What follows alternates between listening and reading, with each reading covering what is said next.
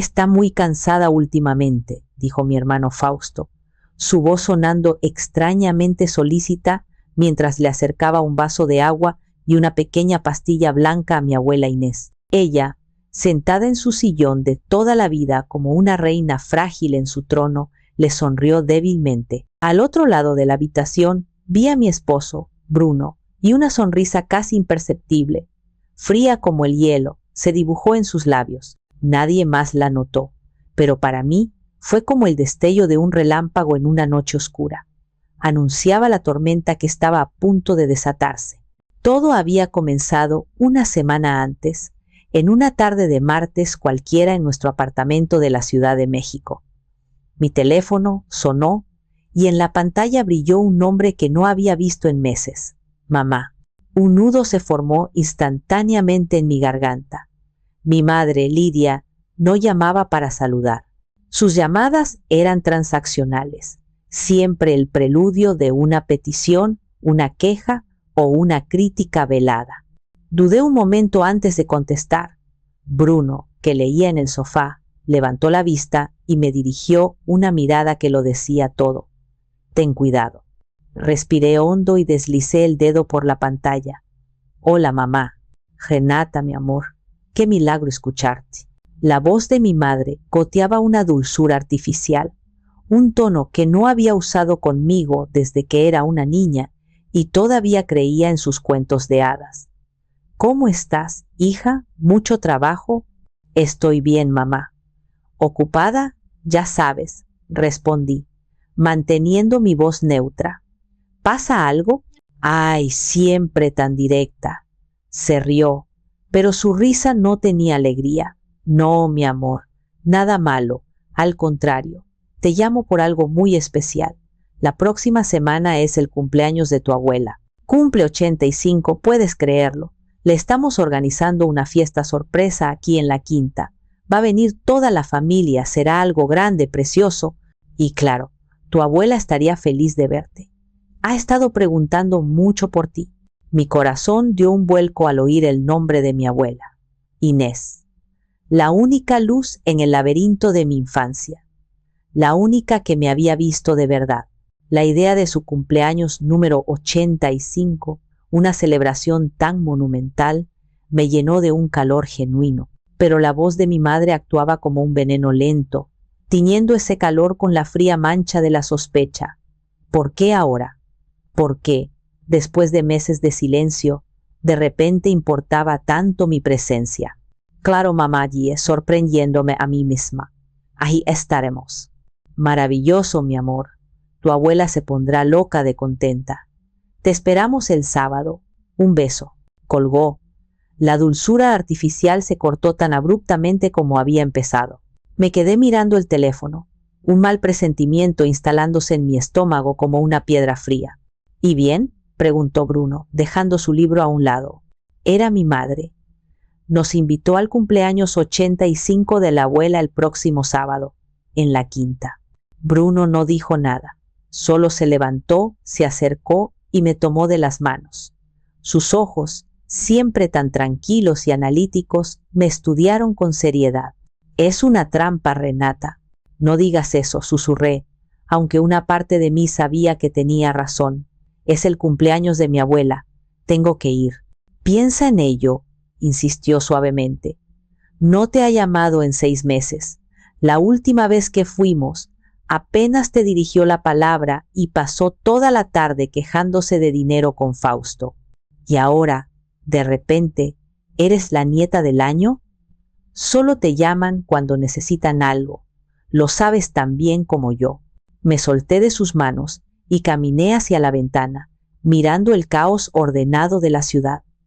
Cada palabra que decía era verdad, pero la imagen de mi abuela, con su sonrisa cálida y sus ojos sabios, se superpuso al paisaje urbano. Es por ella, Bruno, no por ellos. No puedo no estar ahí. Y si es su último gran cumpleaños, nunca me lo perdonaría. Bruno suspiró, un sonido de resignación, no de derrota. Se acercó por detrás y me abrazó. Está bien, dijo contra mi cabello. Iremos, pero iremos juntos. y con los ojos bien abiertos. Asentí, apoyando mi cabeza en su pecho, tratando de que su calma ahogara el amargo presentimiento que me decía que esta visita no sería una celebración, sino el campo de batalla final de una guerra familiar que llevaba librándose toda mi vida. El viaje de 4 horas, desde la Ciudad de México hasta la quinta en las afueras de Puebla, fue extrañamente silencioso. Bruno conducía con su habitual concentración, pero yo sabía que su mente estaba tan activa como la mía. El paisaje cambiaba. Los rascacielos daban paso a los volcanes distantes y los campos verdes. Pero en mi cabeza, el escenario era siempre el mismo, el pasado. Mi mente se había convertido en un museo, y en el trayecto hice un recorrido privado por sus salas más dolorosas. Salas llenas de recuerdos que justificaban cada gramo de la desconfianza de Bruno. Lo llamaba mi Museo del Rencor, un lugar al que intentaba no entrar muy a menudo, pero al que mi familia siempre encontraba la manera de arrastrarme de vuelta. La primera exhibición era una fotografía mental de mi fiesta de 15 años, o, mejor dicho, de la no fiesta. Mi madre me había prometido una celebración sencilla pero bonita. Yo estaba ilusionada. Había elegido mi vestido, había invitado a mis amigas. 2 semanas antes, mi madre me sentó en la cocina, con los ojos llenos de esas lágrimas de cocodrilo que también sabía fingir. Mi amor, lo siento tanto, dijo, retorciéndose las manos. Tu hermano Fausto, le ha surgido una oportunidad de negocio increíble, un viaje a Cancún para cerrar un trato, pero necesita el dinero que habíamos ahorrado para tu fiesta. Yo, con 14 años, solo atiné a preguntar por qué no podía ir después. Es ahora o nunca, Renata. Es por el futuro de la familia. El futuro de la familia siempre era Fausto. La oportunidad de negocio resultó ser un viaje con sus amigos para el Spring Break. Nunca hubo una disculpa. La herida de esa humillación nunca cerró del todo. Caminé mentalmente a la siguiente sala. Exhibición número 2. El préstamo negado. Hace 5 años, Bruno y yo finalmente habíamos juntado lo suficiente para el enganche de nuestro primer apartamento. Nos faltaban 100,000 pesos. Una cantidad que, sabíamos, mi madre tenía en una cuenta de ahorros. Se la pedimos como un préstamo, con un plan de pagos y un interés justo. Su respuesta fue una risa condescendiente. Ay, hijos, si los tuviera, se los daría con todo el gusto, pero estamos en la ruina. Fausto ha tenido unos problemas con su negocio de importación y hemos tenido que ayudarlo. No nos queda nada, le creímos. Nos apretamos el cinturón, pedimos un préstamo más pequeño al banco con un interés altísimo y lo logramos por nuestra cuenta. Un mes después, en una cena familiar, mi tía Tarsila, después de 2 copas de vino, soltó la verdad. ¡Qué buena madre eres, Lidia! Pagarle esa deuda de juego de 300,000 pesos a Faustito para que esos tipos lo dejaran en paz. Eso es amor de madre. Sentí como la sangre se me helaba. No era una ruina, era una elección. Y nosotros, una vez más, no habíamos sido la elección correcta. La última sala, la más reciente, era la más dolorosa. La llamaba el vínculo secreto. Era un recuerdo agridulce. Tenía 12 años y me pasaba horas dibujando. Mi madre despreciaba mi pasatiempo. ¿Por qué pierdes el tiempo con esas tonterías?, decía, mirando mis cuadernos con desdén. Nunca ganarás dinero con eso. Deberías aprender algo útil, como tu hermano con sus clases de finanzas. Un día, después de una crítica particularmente cruel, me encerré en mi cuarto a llorar. Alguien tocó suavemente la puerta. Era mi abuela Inés. No dijo nada, solo se sentó a mi lado en la cama y puso algo en mis manos. Era un cuaderno de dibujo profesional, de papel grueso y tapas de cuero, y una caja de lápices de grafito de diferentes grosores. Nunca dejes que nadie apague tu luz. Mi Renata me susurró al oído. Lo que tú tienes aquí, dijo, tocando mi sien, y aquí, tocando mi corazón, es un regalo. No lo desperdicies por palabras vacías. Ese cuaderno se convirtió en mi santuario. Mi abuela fue la primera persona que creyó en mí, la que regó la semilla del artista que soy hoy. Por eso estaba en ese coche, conduciendo hacia la trampa, porque la mujer que me había regalado mi futuro merecía que yo luchara por el suyo, sin importar el costo. ¿Estás bien? La voz de Bruno me sacó de mi museo personal. Asentí, aunque mis ojos estaban húmedos. Solo, recordaba. Él no necesitó preguntar qué. Tomó mi mano y la apretó con fuerza. Estoy contigo, dijo. Y eso era todo lo que necesitaba saber. El museo cerró sus puertas. Era hora de enfrentar el presente. La quinta de mi abuela se erguía al final de un camino de tierra bordeado de jacarandas. Era un lugar que había amado, lleno de recuerdos de veranos calurosos y limonada fría en el porche. Pero al entrar por el portón de hierro forjado, la sensación no fue de nostalgia, sino de extrañeza. El césped estaba demasiado verde, demasiado perfecto. Había globos dorados y blancos atados a cada poste y una pancarta enorme que decía «Felices 85, Inés». Todo parecía un escenario, una producción meticulosa diseñada para impresionar. Mi madre y Fausto nos esperaban en la entrada. Lidia, enfundada en un vestido de lino color crema que gritaba dinero que no tenemos, nos recibió con los brazos abiertos y un beso sonoro en cada mejilla que no llegó a tocar mi piel. «Mis niños, qué bueno que llegaron. Están guapísimos», exclamó, su voz varios decibeles más alta de lo normal. Fausto, con una camisa de marca impecablemente planchada y una sonrisa de vendedor de autos, me dio un abrazo rápido.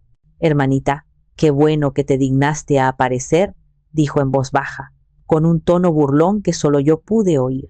Luego le dio una palmada en la espalda a Bruno. «Campeón, qué bueno verte». «Igualmente», respondió Bruno, su voz plana, sus ojos escaneando todo a su alrededor. Mi tía Tarsila se acercó, abanicándose con un platito de cartón. «Renata, qué milagro que vienes. Ya pensábamos que la ciudad te había tragado. No debes olvidarte de la familia, mija». Forcé una sonrisa. «Nunca, tía». La casa estaba llena de gente, parientes lejanos y amigos de la familia a los que apenas reconocía. La música sonaba, las bandejas de canapé circulaban y las risas llenaban el aire. Pero debajo de todo ese ruido festivo había un silencio tenso, una corriente subterránea de algo que no encajaba. Y entonces la vi. En su sillón orejero de siempre, junto a la ventana que daba al jardín de rosas, estaba mi abuela Inés. Llevaba su chal azul pálido favorito, pero parecía encogida, una versión más pequeña y frágil de la matriarca vibrante que yo recordaba. Me abrí paso entre la multitud y me arrodillé a su lado. «Abuela, feliz cumpleaños», le dije en voz baja, tomando su mano. Su piel era delgada como el papel y su agarre débil. Levantó la vista y sus ojos, normalmente tan brillantes y llenos de picardía, estaban nublados, como si mirara a través de un velo. «Renata, mi amor», murmuró, y una sonrisa cansada se dibujó en sus labios. «Viniste». «Claro que vine, abuela. No me lo perdería por nada». En ese momento, Lidia apareció a mi lado como una sombra. «Ay, mi mamá ha estado muy cansada últimamente», dijo rápidamente, casi como si estuviera recitando un guión. «El doctor dice que es la edad. Le recetó unas pastillas nuevas para los nervios, para que esté más tranquila. A veces la confunden un poco, pero es por su bien». Miré a mi madre y luego a mi abuela, que ya estaba cerrando los ojos de nuevo. Tranquila no era la palabra que usaría, sedada parecía más apropiado. Una alarma comenzó a sonar en mi cabeza, suave pero insistente. Bruno se acercó y saludó a mi abuela con su habitual calidez, pero sus ojos estaban fijos en el vaso de agua que estaba en la mesita junto a ella y en el pequeño pastillero abierto a su lado. No dijo nada, pero vi cómo su mandíbula se tensaba ligeramente. Mientras mi madre me arrastraba para saludar a la tía fulanita, Bruno se quedó atrás. Desde el otro lado de la habitación Lo vi observar a Fausto. Mi hermano no se estaba mezclando con los invitados.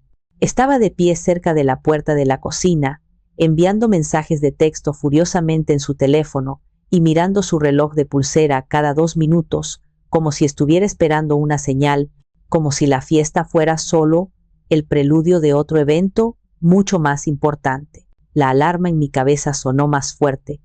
Esto no era una fiesta, era una cuenta regresiva. La sensación de que estábamos en un teatro se hizo más fuerte a medida que avanzaba la tarde. Todos parecían estar interpretando un papel. Mi madre, la anfitriona perfecta, Fausto, el hijo devoto, los invitados, el público feliz. Solo Bruno y yo parecíamos ser conscientes de que el telón estaba a punto de caer sobre algo terrible. Estaba ayudando a mi abuela a acomodarse el chal sobre los hombros. Ella se había despertado un poco y me contaba en susurros sobre sus rosas nuevas. Su voz era un hilo frágil, pero en sus ojos vi un destello de la mujer que era, una chispa de lucidez que luchaba por salir a través de la niebla. Fue en ese preciso instante cuando ocurrió. Fausto se acercó con una sonrisa que no le llegaba a los ojos. Llevaba una taza de té de manzanilla en una mano y una pequeña pastilla blanca en la palma de la otra. Abuela, aquí tienes tu té. Y el doctor dijo que no se te podía olvidar esta pastilla de la tarde, dijo, su voz suntuosa. Tómatela, abuelita, para que te sientas mejor y no te alteres con tanta gente. Mi abuela lo miró, confundida. Pero si ya me tomé una hace un rato, ¿no, Lidia? Esta es otra, mamá, intervino mi madre, apareciendo de la nada. Es un refuerzo. Hazle caso a tu hijo, que solo quiere cuidarte. El corazón se me detuvo. Vi la duda en los ojos de mi abuela, la resignación. Estaba a punto de abrir la boca para protestar, para decir que ya era suficiente, pero la mirada de Bruno me detuvo. Estaba de pie a unos metros, observando la escena con una intensidad depredadora. Sus ojos se encontraron con los míos por una fracción de segundo, y me transmitió un mensaje claro. Espera, no hagas nada. Y entonces actuó. Con una fluidez que me dejó sin aliento, Bruno dio un paso hacia adelante como si fuera a decir algo. Fausto, qué buen pastel. Por cierto, ¿de dónde lo? Empezó a decir, y en un movimiento que pareció un torpe accidente, tropezó ligeramente, y el vaso de refresco que llevaba en la mano se derramó sobre la alfombra, justo a los pies de mi hermano. ¡Mierda! ¡Qué torpe soy! Perdón, exclamó Bruno. El caos fue instantáneo. Fausto, malhumorado, se agachó para ver el desastre.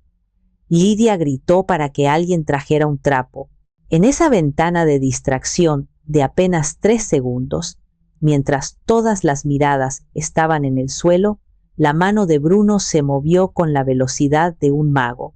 Vi su mano derecha volar hacia la de Fausto, que había dejado la pastilla sobre la mesita para atender el accidente. Un movimiento sutil, un roce, y su mano se retiró. Nadie notó nada. Fausto, todavía maldiciendo, se reincorporó. Fíjate por dónde caminas, cuñado. Recogió la pastilla de la mesa y se la dio a mi abuela. Tómela, abuela, antes de que este señor inunde la casa. Mi abuela, confundida por el alboroto, obedeció. Se tomó la pastilla con un sorbo de té. Fausto y mi madre intercambiaron una mirada de triunfo. Bruno se disculpó profusamente y luego me hizo una seña con la cabeza. Renata, ¿me ayudas un segundo en la cocina a buscar algo para limpiar? Lo seguí, con las piernas temblando. En el pasillo, lejos de oídos curiosos, me agarró suavemente del brazo y abrió su mano. En su palma había una pequeña pastilla blanca, idéntica a la que mi abuela acababa de tomar. La cambié, susurró. Le di una tableta de vitamina C que siempre llevo conmigo. Esta es la de verdad, un sedante, y por el tamaño, uno bastante fuerte. Me llevé una mano a la boca, el horror ahogando cualquier palabra. La están drogando a propósito, Renata, continuó, su voz dura y precisa. Quieren mantenerla dócil para algo, y vamos a descubrir para qué. Sacó de su bolsillo algo que parecía una memoria USB. Esto es una grabadora de audio. Voy a dejarla en el florero que está sobre la mesita, cerca de su sillón. Graba hasta por 8 horas. Tú solo actúa normal. Sonríe, habla con la gente, no les des ninguna razón para sospechar. Vamos a dejar que ellos mismos nos cuelguen la soga al cuello. Asentí, incapaz de hablar. La vitamina C, la grabadora. Bruno no había venido a una fiesta. Había venido preparado para la guerra. Y yo, por primera vez, me sentí agradecida de tener a un soldado a mi lado. La hora siguiente fue la más larga de mi vida. Me moví por la fiesta como un autómata, sonriendo, asintiendo, mi mente a 1000 kilómetros de distancia. Cada risa de mi madre, cada gesto magnánimo de Fausto, me revolvía el estómago. Eran actores en el último acto de una tragedia que habían escrito para mi abuela. Mientras tanto, Bruno, con una calma exasperante, se mezclaba entre los invitados. Nadie sospecharía que el hombre que charlaba amistosamente sobre fútbol con mi tío era el mismo que acababa de sabotear el núcleo de un plan siniestro. Lo vi acercarse al gran florero de la mesita, fingir que admiraba las lilies y con un movimiento casual dejar caer la pequeña grabadora dentro. Poco a poco, los invitados comenzaron a despedirse. La música se apagó, la atmósfera festiva se disipó, dejando tras de sí un silencio denso y expectante. Cuando solo quedábamos nosotros, mis padres, Fausto, mi tía Tarsila y un par de primos lejanos, mi madre aplaudió suavemente. Bueno, familia, ahora que estamos en confianza, tenemos una última sorpresa para mamá. Fausto se acercó a la puerta principal y la abrió. Un hombre de unos 50 años, con un traje gris mal cortado y un maletín de cuero, entró en la sala. Familia, les presento al licenciado Morales, dijo Fausto con pompa. Un viejo amigo y nuestro asesor legal. Ha venido a ayudarnos con un pequeño trámite para la tranquilidad de todos. El licenciado Morales nos saludó con una inclinación de cabeza, sus ojos pequeños y evasivos. No parecía un amigo de la familia, parecía un mercenario. Bruno se tensó a mi lado. Sentí como su mano buscaba la mía. Lidia se acercó al sillón de mi abuela. Inés, que había estado más alerta gracias a la vitamina C en lugar del sedante, los miraba con una curiosidad cautelosa. Mamá, mi amor, comenzó Lidia, su voz empapada en una falsa ternura. Sabemos que la quinta es tu mayor tesoro y con los años los trámites se vuelven más complicados. Fausto y yo hemos estado pensando en cómo ayudarte, en cómo quitarte un peso de encima. Fausto abrió su maletín y sacó una carpeta abultada, llena de documentos. La puso sobre las rodillas de mi abuela. Solo es para actualizar el seguro y los papeles de la propiedad, abuelita, dijo Fausto, señalando una línea punteada en la primera página. Con todo esto del gobierno, hay que tener todo en orden. Es por tu seguridad. Solo necesitamos una firmita aquí y nosotros nos encargamos del resto. Mi abuela miró los papeles, luego a ellos y finalmente a mí. En sus ojos vi una pregunta, una súplica silenciosa. Se sentía atrapada. El escenario estaba montado. Los actores en sus posiciones, la pluma en la mano de mi hermano, lista para ser el arma del crimen. El silencio en la habitación era tan pesado que podía sentirlo presionando mi pecho. Este era el momento para el que nos habían traído aquí. Fausto le extendió la pluma a mi abuela. Anda, abuelita, es solo un segundo. Pero antes de que sus dedos pudieran rozar el papel, mi voz cortó el silencio. Esperen. Todas las cabezas se giraron hacia mí. Sentí la mirada furiosa de mi madre, la irritación en la de Fausto. Me acerqué lentamente y me incliné para ver los documentos. Fingí leer el encabezado, pero mis ojos se fijaron en la página de al lado, una que ya tenía una firma temblorosa. Mi corazón dio un vuelco. Conocía esa firma mejor que la mía. La había visto en tarjetas de cumpleaños, en cheques, en cartas, y esa, la que estaba en el papel, era una imitación burda. Mi ojo de diseñadora, entrenado para ver cada curva, cada trazo, cada matiz, lo supo al instante. Esa no es su firma, dije. Mi voz tembló un poco, pero se mantuvo firme. Señalé la firma falsa. Conozco cada trazo que hace mi abuela. Esta es una falsificación. Lidia soltó una carcajada estridente. Por el amor de Dios, Renata, ¿ahora también eres experta en caligrafía? Estás loca. Mi madre está envejeciendo. Su pulso ya no es el mismo. Es todo. Está tratando de confundirte, abuela, añadió Fausto rápidamente. Siempre ha sido una dramática.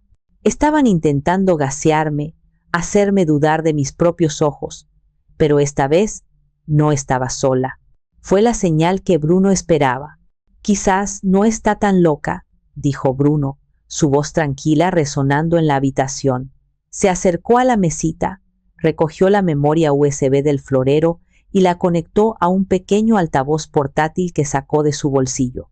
Pero, ya que hablamos de lo que es real y lo que no, ¿por qué no escuchamos la conversación que tuvieron ustedes dos en esta misma sala hace 45 minutos? Pensaron que la abuela dormía, pero a veces las paredes oyen. Presionó un botón, y entonces el aire se llenó con sus propias voces, nítidas y crueles. Voz de Fausto. ¿Ya le hizo efecto? Morales se está poniendo impaciente. Tiene que firmar e irse. Voz de Lidia. La dosis debería tenerla lo suficientemente dócil para que no haga preguntas. No te preocupes. Una vez que firme, mañana a primera hora la trasladamos al asilo S de Cuernavaca. Para cuando Renata y su maridito se den cuenta, ya será un hecho consumado y no podrán hacer nada. Voz de Fausto. Perfecto. Y la quinta será nuestra, por fin. La grabación terminó. El silencio que siguió fue absoluto, pesado, mortal. El color desapareció del rostro de Lidia. Fausto abrió la boca, pero no salió ningún sonido. ¿La pastilla? Balbuceó finalmente, mirándome con puro odio. Fue entonces cuando ataqué. La ira y el dolor de toda una vida explotaron dentro de mí. Me giré hacia mi madre y por primera vez no vi a la figura imponente que me había intimidado siempre, sino a una mujer pequeña, patética en su codicia. Te di una última oportunidad, grité, mis palabras rasgando el silencio. Las lágrimas corrían por mis mejillas, pero no eran de debilidad, eran de furia. Una parte estúpida de mí, en el fondo, esperaba que esta vez fuera diferente. Esperaba ver a mi madre, no a un monstruo. ¿Cómo pudiste? ¿Cómo pudiste hacerle esto a la mujer que te dio la vida, que te lo dio todo?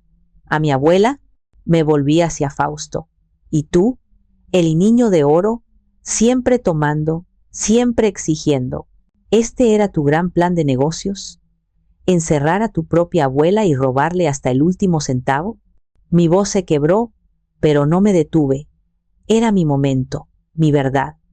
La han estado matando en vida, poco a poco, con su veneno, con sus mentiras, pero se acabó. Esta noche se acabó todo. Mi abuela, que había escuchado la grabación con una expresión de horror petrificado, se enderezó en su sillón. La niebla de la confusión había desaparecido por completo, reemplazada por una claridad gélida. Sus ojos, ahora afilados como cuchillos, se clavaron en sus dos hijos. Así que este era el plan, dijo, su voz sorprendentemente fuerte, declararme incompetente. Mi regalo de cumpleaños era una celda en un asilo mientras ustedes se repartían mi casa, mi vida. Lidia finalmente reaccionó, su rostro contorsionado por el pánico. No, mamá, no es así. Es por tu bien. Estábamos preocupados. Silencio, ordenó la abuela, y Lidia, por primera vez en su vida, obedeció. Fue entonces cuando Bruno dio el golpe de gracia. Y me temo que sus preocupaciones ahora serán otras, dijo, su voz tranquila pero cargada de una autoridad innegable. Se dirigió al hombre del traje. Usted, licenciado Morales, no es solo un amigo. Es el notario que contrataron para dar fe de un documento fraudulento, lo cual es un delito grave. Y usted, dijo mirando a mi madre y a mi hermano, es el autor intelectual de fraude, falsificación de documentos y abuso de confianza en contra de un adulto mayor. Hizo una pausa, dejando que sus palabras flotaran en el aire viciado. Pero no tienen que creerme a mí. Mi abogado, que es muy real y tiene una copia de esta grabación, ha estado esperando en la puerta con 2 oficiales de la Policía Estatal durante los últimos 20 minutos. Les pedí que nos dieran un momento para resolver esto en familia, pero veo que esta familia ya no tiene arreglo. Como si fuera una señal, se escucharon 2 golpes firmes en la puerta principal. El mundo pareció detenerse. La arrogancia se desvaneció de los rostros de Lidia y Fausto, reemplazada por un pánico puro y primitivo. Mi tía Tarsila soltó un sollozo ahogado. Bruno caminó hacia la puerta y la abrió. 2 policías uniformados entraron, sus expresiones serias y profesionales. Oficiales, dijo Bruno. Creo que estas son las personas con las que necesitan hablar. No hubo gritos, no hubo forceos, solo el sonido de los derechos siendo leídos en voz baja y la imagen surrealista de mi madre y mi hermano siendo escoltados fuera de la casa de mi abuela, sus rostros pálidos bajo la luz del porche. La caída no fue ruidosa, fue silenciosa, humillante y absoluta. Las semanas que siguieron fueron un torbellino de declaraciones, abogados y llamadas telefónicas de parientes conmocionados. Lidia y Fausto, enfrentando cargos criminales y la evidencia irrefutable de la grabación, no tuvieron más remedio que aceptar su destino. El escándalo fue la comidilla de la familia durante meses, pero en la quinta reinaba una paz que no se había sentido en años. Una tarde, un mes después de la fiesta, estábamos reunidos en el despacho de la abuela con su verdadera abogada, una mujer formidable llamada Sofía. Sobre la mesa de caoba había un Nuevo Testamento. Quiero que todo quede claro, dijo mi abuela, su voz firme. La quinta no será vendida, jamás. Miró a la abogada y luego a mí. Vamos a crear un fideicomiso y Renata será la administradora. Quiero que este lugar, dijo, haciendo un gesto hacia la ventana que mostraba sus amados jardines, se convierta en una fundación, una residencia y un programa de becas para mujeres jóvenes de Puebla. Diseñadoras, artistas, escritoras, mujeres con la luz que Lidia intentó apagar en ti. Las lágrimas llenaron mis ojos. Era un gesto de una generosidad y una visión que me dejaron sin palabras. Me miró, sus ojos llenos de un amor inmenso. Tú siempre fuiste la fuerte, mi Renata, la que construyó su propio camino. Ahora ayudarás a otras a construir el suyo. Esa noche, mientras caminaba por los jardines de la quinta con Bruno, bajo un cielo lleno de estrellas, mi teléfono vibró. Era un mensaje de un primo. Tu mamá está en arresto domiciliario mientras espera el juicio. Está destrozada. Ruega por verte. Dice que lo siente. Leí el mensaje. Miré la casa iluminada, un faro de esperanza y futuro. Pensé en el cuaderno de dibujo, en la pastilla en la mano de Bruno, en la voz cruel de mi madre en la grabación. Sin dudarlo, borré el mensaje. Tomé la mano de Bruno, entrelazando mis dedos con los suyos. El aire de la noche era fresco y limpio. Por primera vez en mucho tiempo sentí que podía respirar, pero mientras miraba las estrellas, una pregunta persistente se formó en mi mente, una que sabía que me acompañaría durante mucho tiempo. Salvé a mi abuela, salvé su legado y en el proceso encontré mi propia fuerza. Pero para hacerlo, tuve que destruir lo que quedaba de mi relación con mi madre y mi hermano. Tuve que exponerlos y entregarlos a la justicia. Hice lo correcto.